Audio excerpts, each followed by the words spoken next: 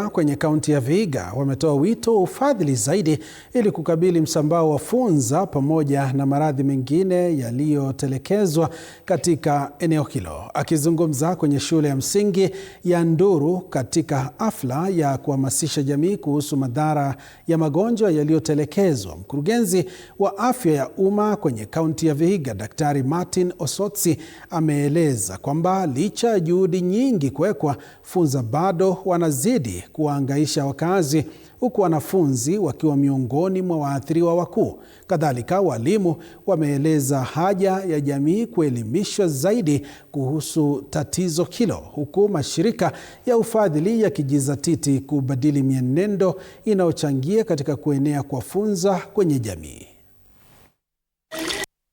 Na wanaposhikwa na funza, jambo la kwanza huwa hawaji kwa shule kila siku, kwa sababu ya pengine wakati mwingine wa kujikuna, kushikwa na aibu.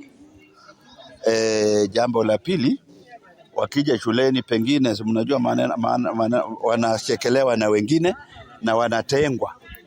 Na wakikaa darasani, mwalimu anapofunza unakuta kwamba hawafuatilii vipindi vya masomo kwa umakini kwa sababu ya kuadhiriwa na kujikuna na ule uchungu ambao unasababishwa na hao funza.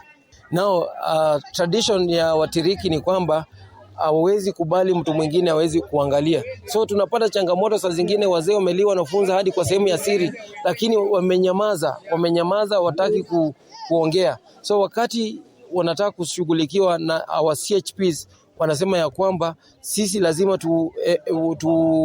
tuweze kuangaliwa na CHP ambaye ni mwanaume na anatoka Tiriki Land. Kwa hivyo AMREF wanafanya ile tunaita mass drug administration, ambayo ni treatment ama matibabu.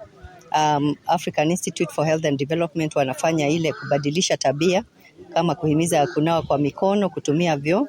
Na Wash Alliance tunakuja na ile tunashughulikia upande wa maji, vyoo na usafi, ile tunaita kwa Kiingereza wash. Mtazamaji, wakazi wa kijiji